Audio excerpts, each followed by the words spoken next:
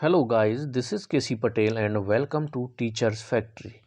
अगर आप लोग फेसबुक पर देख रहे हैं तो फेसबुक चैनल को यानी कि फेसबुक पेज को फॉलो कर लें, और अगर यूट्यूब पर देख रहे हैं तो यूट्यूब चैनल को सब्सक्राइब कर लें एंड बेल आइकन को ज़रूर दबा दें, ताकि जब भी कोई वीडियो अपलोड हो तो आप लोगों को नोटिफिकेशन मिल सके कि कब आपकी क्लास आ रही है।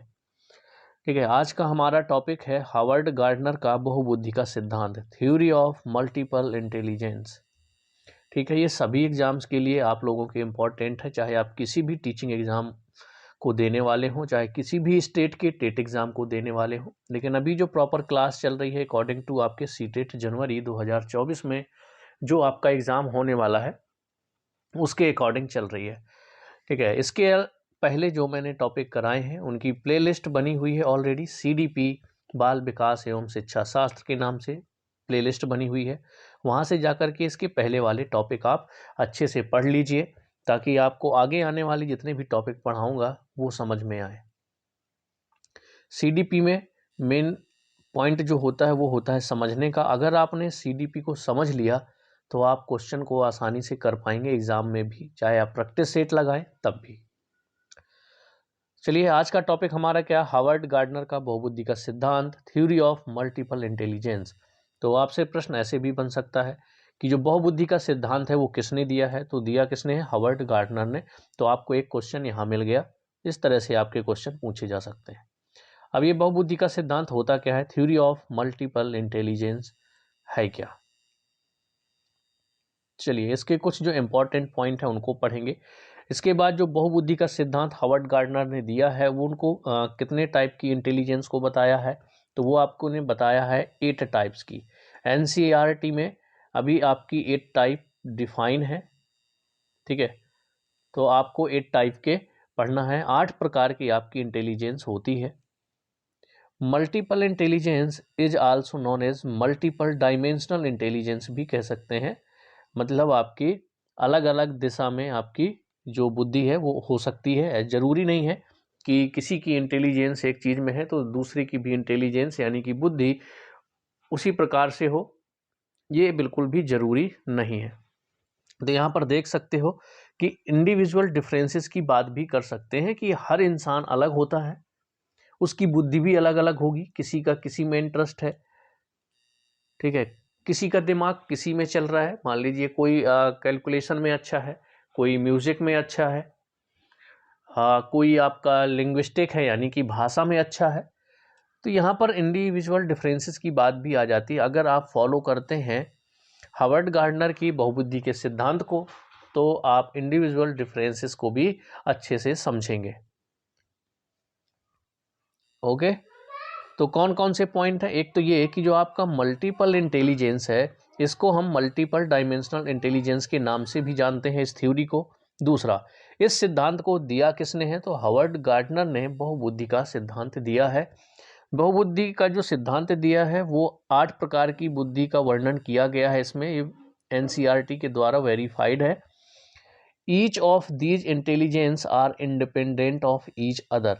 जितने भी ये बहुबुद्धि के सिद्धांत 8 प्रकार के दिए हुए हैं ये सभी एक दूसरे से स्वतंत्र हैं। ठीक, मान लीजिए कोई कैलकुलेशन में अच्छा है तो ज़रूरी नहीं है कि वो म्यूजिक में अच्छा हो, या कोई म्यूजिक में अच्छा है तो ज़रूरी नहीं है कि वो मैथ में अच्छा हो, है ना।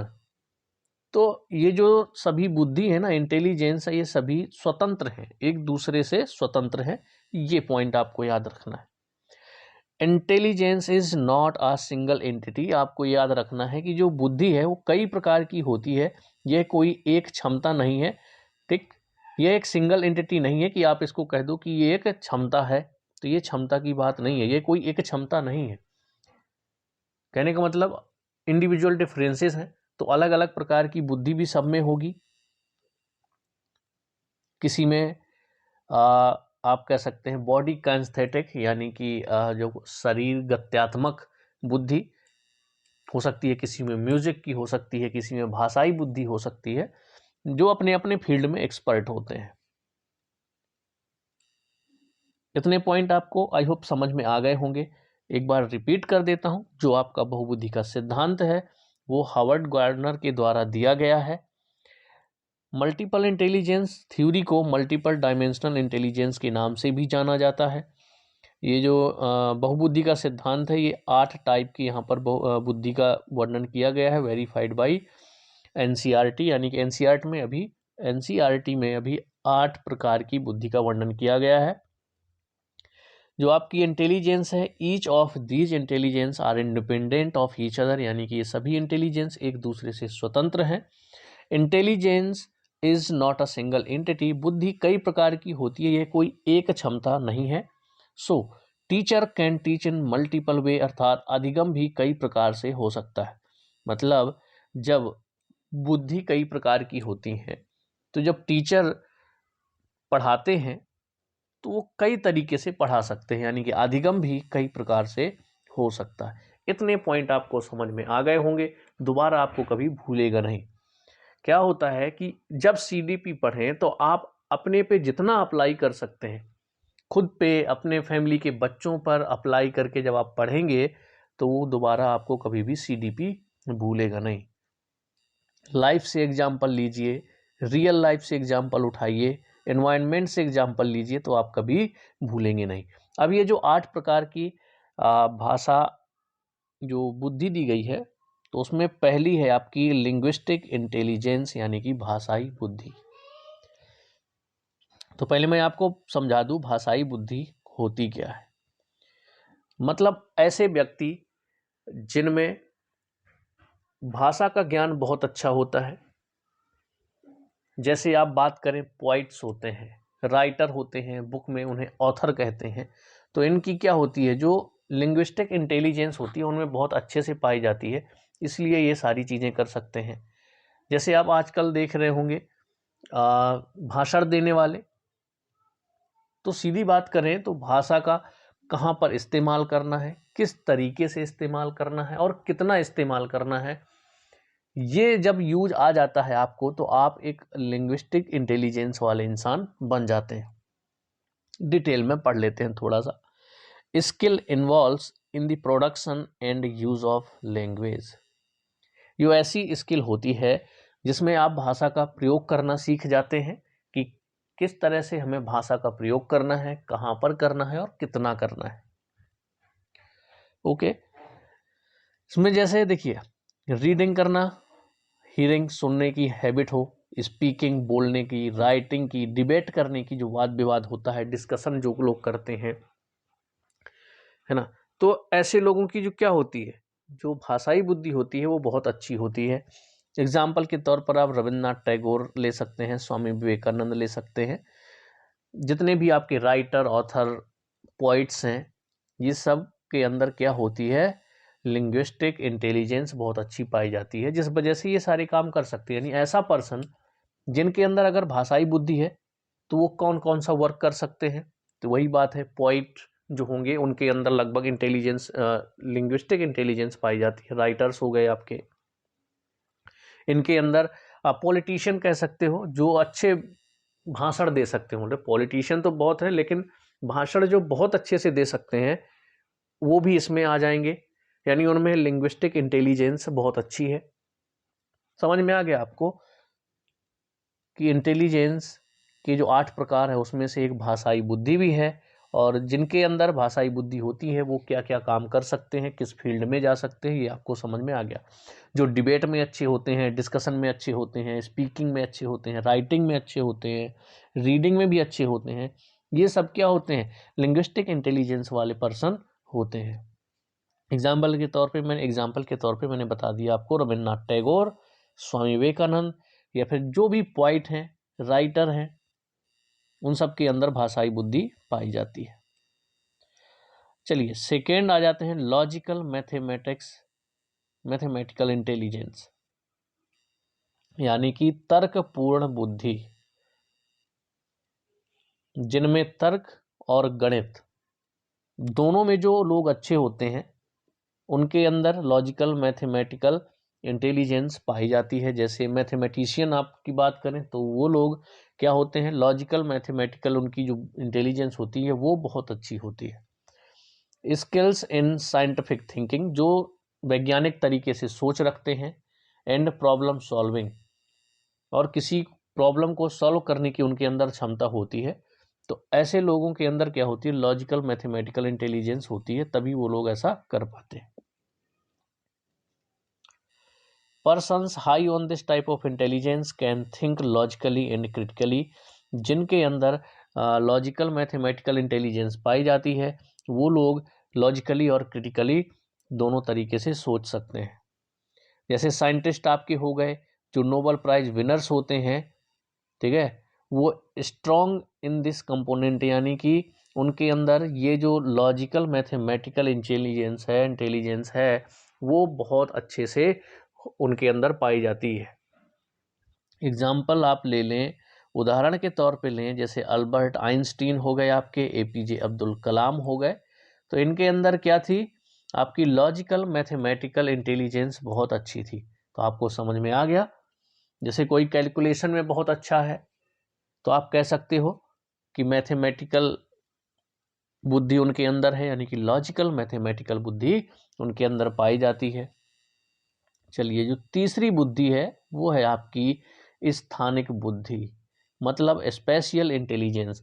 स्पेशियल इंटेलिजेंस की बात करें, जैसे स्पेस, मान लीजिए कहीं पर आप हैं, उस स्पेस को देखते हैं किस तरह की ये जगह है, फिर उसको आप एक मूर्ति में बना दें या आप पेंटिंग कर दें, तो आप जो एब्स्ट्रैक्ट थिंकिंग है, या मान लीजिए कुछ ऐसा आपने बना दिया जो इस जगह पर है ही नहीं, जो आपने कभी देखा भी नहीं, लेकिन आपने क्या किया, अंदर ही अंदर आपने एब्स्ट्रैक्ट किया। अमूर्त सोच जो बोलते हैं ना, अमूर्त सोच वाले जो लोग होंगे, जो उसको क्या करेंगे, पहले सोचेंगे कि क्या इस तरह का कुछ बनाया जा सकता है।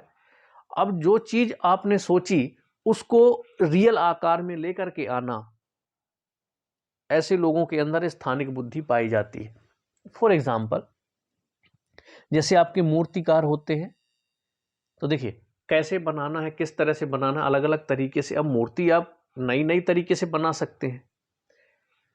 जो आपके इंटीरियर डिजाइनर होते हैं ना,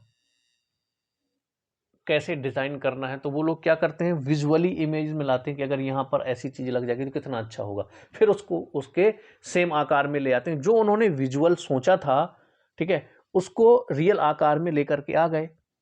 स्पेशल इंटेलिजेंस ऐसे लोगों के अंदर पाई जाती है जो मूर्तिकार होते हैं, जो आपके वास्तुकार यानी आर्किटेक्ट होते हैं, घर का डिजाइन बनाना।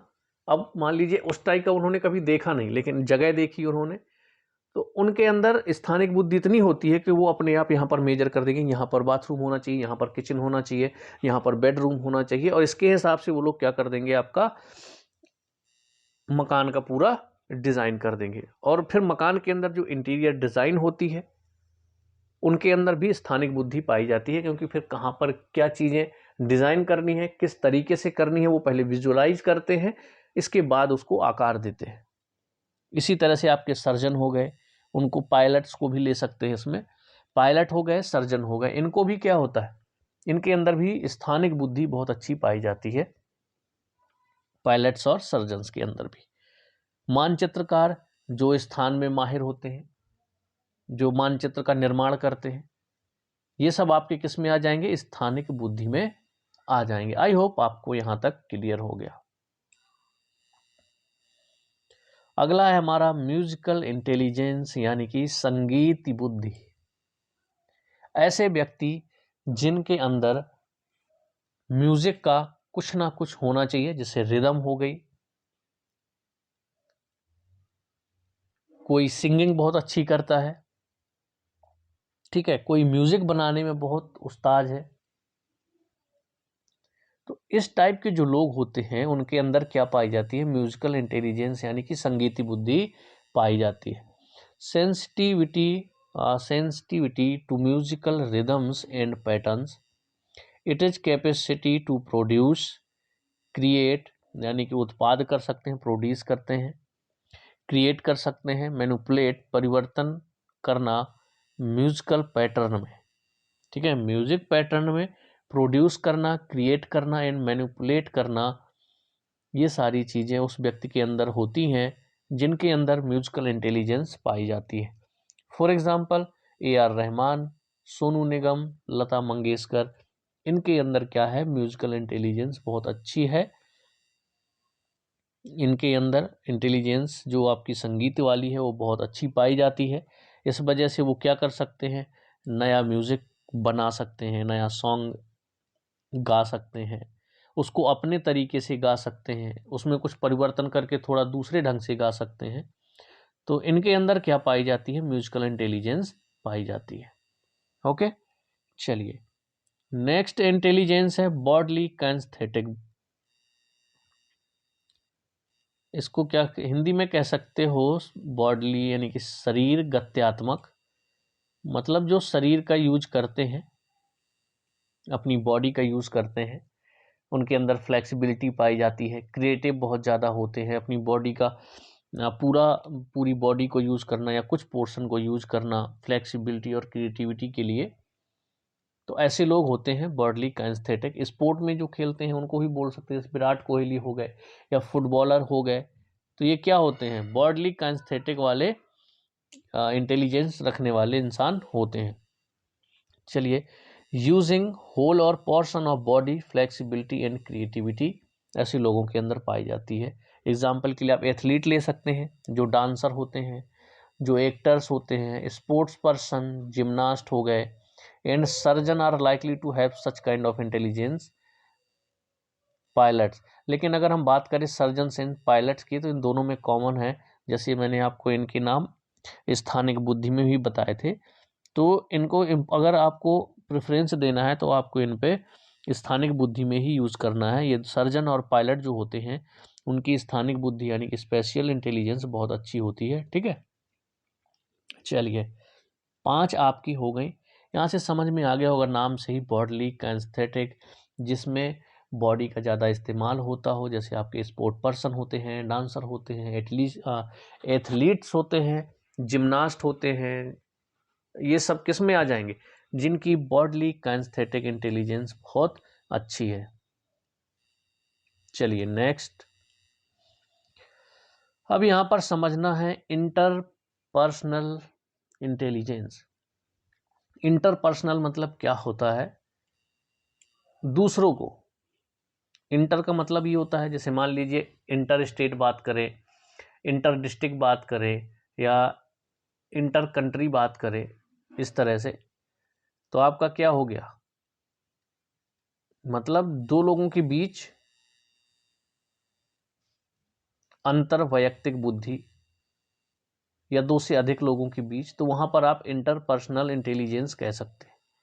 अब जिनके अंदर इंटरपर्सनल इंटेलिजेंस पाई जाती है वो क्या होते हैं, sensitivity to subtle aspects of other behaviours, दूसरों के व्यवहार व भावनाओं को जो समझते हैं उनके अंदर इंटरपर्सनल बुद्धि पाई जाती है। अब जैसे बात करें, साइकोलॉजिस्ट जो होते हैं, काउंसलर होते हैं, वो दूसरे के व्यवहार को, उनके बिहेवियर को, उनकी भावनाओं को देख करके समझते हैं, तो उनके अंदर कौन सी होती है, इंटरपर्सनल बुद्धि पाई जाती है। जैसे जो साइकोलॉजिस्ट होते हैं, जो काउंसलर होते हैं, वो क्या करते हैं, दूसरों को समझते हैं, उनके व्यवहार से, उनके बिहेवियर से या उनकी भावनाओं से उनको समझते हैं।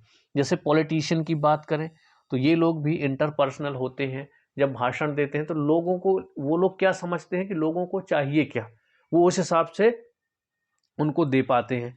जैसे सोशल वर्कर हो गए, रिलीजियस लीडर हो गए, तो वो लोग भी ये सारी चीज़ें समझते हैं, दूसरों को सब समझ जाते हैं, उनकी व्यवहार और भावनाओं को। तो ये सब आपका कहलाएगा इंटरपर्सनल इंटेलिजेंस। ओके, जैसे महात्मा गांधी, मदर टेरेसा, ये एग्जाम्पल के तौर पर आप ले सकते हैं। तो इंटर मतलब दूसरों की भावनाओं को समझना, अगर हम इंट्रापर्सनल की बात करें तो स्वयं को समझने की बात हो जाती है। इंट्रापर्सनल बुद्धि भी आपकी होती है, इंट्रापर्सनल इंटेलिजेंस, इसके बाद आपकी वही है 7वें नंबर की। तो इंटरपर्सनल और इंट्रापर्सनल में आप समझ लीजिए, दोबारा नहीं भूलेंगे। इंटर मतलब दो या दो से अधिक लोगों के बीच की बात है, और इंट्रापर्सनल होता है आपका स्वयं, अंतः वैयक्तिक बुद्धि कह सकते हो। इंट्रापर्सनल इंटेलिजेंस हिंदी में आप अंतः वैयक्तिक बुद्धि कह सकते हो। इंट्रा मतलब स्वयं, मतलब स्वयं को समझना आपकी इंट्रापर्सनल इंटेलिजेंस कहलाएगी। अब देखिए यहाँ पर देख लेते हैं, awareness of one's own feeling, मतलब खुद की फीलिंग, खुद के motives, human existence and meaning of life और डिज़ायर, यानी मेरी फीलिंग्स क्या हैं, मेरे खुद के मोटिव्स क्या हैं, मेरी लाइफ का मीनिंग क्या है, मेरे डिजायर्स क्या हैं, ये सब समझना क्या कहलाएगा, इंट्रापर्सनल कहलाता है। Person high on this ability have फाइनर sensibilities regarding their identity, human existence and meaning of life. मतलब मेरी लाइफ में गोल क्या है, मेरे लाइफ का यहाँ पर मतलब क्या है। अब ऐसे लोग कौन हो सकते हैं, जैसे हम बात करें कोई फिलोसफर होते हैं, वो इंसान होते हैं जो इंट्रापर्सनल होते हैं। बुद्धा की बात करें, उन्होंने अपनी, देखिए बुद्धा ने क्या हुआ था, वो अपने आप को समझ पाए थे, अपनी अंतर आत्मा की बातों को समझ पाए थे कि उनके अंदर क्या है, उनकी आइडेंटिटी क्या है, उन्हें करना क्या है। तो उनके अंदर भी ये चीज़ें आ गई थी। इंट्रापर्सनल में उनको एग्जाम्पल ले सकते हो, जैसे सदगुरु एरिस्टोटल हैं आपके, इन लोगों के अंदर क्या थी, इंट्रापर्सनल इंटेलिजेंस बहुत अच्छी थी। तो इंटरपर्सनल और इंट्रापर्सनल दोनों में आपने अच्छे से समझ लिया होगा डिफरेंस क्या है। अब आ जाते हैं हम लास्ट, जो 8th नंबर की आपकी है, नेचुरलिस्टिक, प्राकृतिक बुद्धि से कहते हैं। अब प्राकृतिक बुद्धि उन लोगों के पास पाई जाती है, जैसे हम गार्डनर की बात करें, जो माली होते हैं, जो जूलॉजिस्ट होते हैं, बोटनिस्ट होते हैं, जो फार्मर होते हैं, है ना, हंटर हो गए आपके, बर्ड वॉचर्स हो जाते हैं, इनके अंदर नेचुरलिस्टिक इंटेलिजेंस पाई जाती है। मतलब प्रकृति से रिलेटेड अगर कोई कुछ काम करता है उसमें बहुत अच्छा है, तो वो उनके अंदर आपकी कौन सी बुद्धि पाई जाएगी, प्राकृतिक बुद्धि, यानी कि नेचुरलिस्टिक इंटेलिजेंस उनके अंदर पाई जाती है, और वो इसमें बहुत अच्छे होते हैं। एग्जाम्पल मैंने आपको बता दिया, आप माली को भी ले सकते हैं, जो जूलॉजिस्ट हैं, जो बोटनिस्ट हैं, टूरिस्ट भी हैं, फार्मर आ जाते हैं, हंटर आ जाते हैं, जो बर्ड वॉचर्स होते हैं, ये सब आ जाएंगे किसमें, नेचुरलिस्टिक इंटेलिजेंस में। यानी इन सब के अंदर क्या होती है, नेचुरलिस्टिक इंटेलिजेंस पाई जाती है बहुत अच्छे से। ये 8 प्रकार की आपकी क्या हो गई, बहुबुद्धि का सिद्धांत में जो आपकी 8 प्रकार की बुद्धि दी गई हैं, वो 8 प्रकार की बुद्धि मैंने आपको यहाँ पर बता दी। अगर कोई भी आपको पॉइंट समझ में नहीं आया हो तो आप लोग कमेंट्स में बताइएगा, वो सारी चीज़ें आपकी क्लियर कर दी जाएंगी। पर मैंने इस तरीके से, कहते हैं ना कि अपनी लाइफ से एग्जाम्पल उठाइए तो आप दोबारा कभी नहीं भूलेंगे सीडीपी को। अपने आसपास के वातावरण से एग्जाम्पल उठाइए, खुद से एग्जाम्पल उठाइए, तो आपको सीडीपी बहुत अच्छे से समझ में आ जाती है। तो 8 प्रकार की आपकी होती हैं, वैसे 9 या 10 प्रकार की हो चुकी हैं आपकी, जो इंटेलिजेंस की बात करें, लेकिन अभी एनसीईआरटी में सिर्फ 8 प्रकार की ही वेरीफाई की गई हैं, 8 प्रकार की ही दी हुई हैं एनसीईआरटी में, अभी अपडेट नहीं किया गया है, तो आपको 8 प्रकार की ही पढ़ना है। तो अगर एक बार में समझ ना आए तो बस दोबारा एक बार और वीडियो देख लीजिएगा। हिंदी देखिए, अब हिंदी में ही मैं सब बता रहा था, आपको समझना है सिर्फ कि ये बुद्धि होती क्या है। तो हिंदी में बता दिया, इंग्लिश में लिखा, उससे कोई मतलब नहीं है।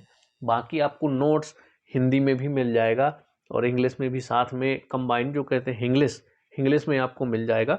नोट्स के लिए आप लोग क्या करें, टेलीग्राम चैनल को ज्वाइन कर लें, तो आपको वहाँ पर पीडीएफ मिल जाएगी, पूरा कंप्लीट नोट्स मिल जाएगा। टेलीग्राम चैनल की लिंक भी आपको डिस्क्रिप्शन में मिल जाएगी, या फिर टेलीग्राम में जाकर के आप लोग टीचर्स फैक्ट्री ऑफिशियल नाम से सर्च करिए और उस चैनल को ज्वाइन कर लीजिए। वहाँ पर आपको पीडीएफ मिल जाएगी, चाहे आपकी सीडीपी हो, हिंदी पेडालॉजी हो, इंग्लिश पेडालॉजी हो, मैथ पेडालॉजी और ईवीएस एंड ईवीएस पेडालॉजी, सब कुछ मिल जाएगा आपको वहाँ पर। चलिए मिलेंगे हम लोग नेक्स्ट वीडियो में।